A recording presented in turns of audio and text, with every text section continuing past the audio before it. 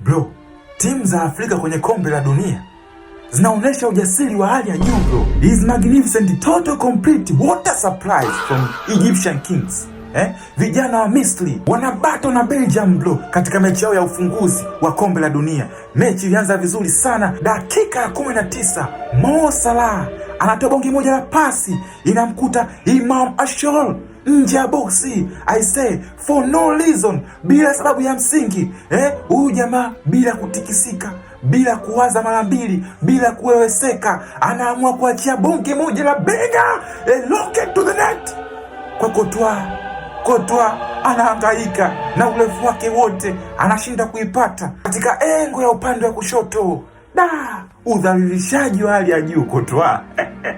Basi mpira ukaendelea, kipindi cha kwanza kikaisha. Kipindi cha pili Belgium wana struggle, anapeleka mashambulizi katika upande wa Egypt, wanakataa, wanagoma.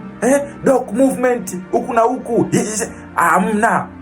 Yani mwanangu Kevin De Bruyne anatia chance, lakini wapi, zinakataliwa mwanangu.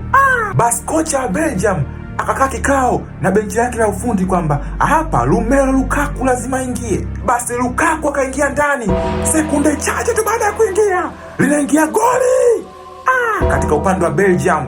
Basi goli linaangaliwa katika VAR, ni goli ambalo kajifunga Mohamed Yani katika upande wa Egypt.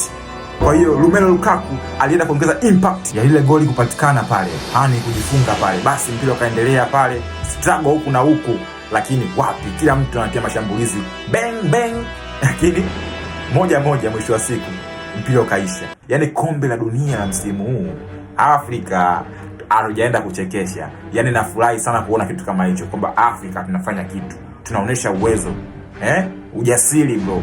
Timu kubwa yoyote, yani hata kama sijui nani Ufaransa, tunaikanda. Yani okay, let us wait tuone maajabu ya kombe la dunia katika upande wa Afrika, pia na timu zingine za huko mbeleni, tuone maajabu. Let's go for the wizard.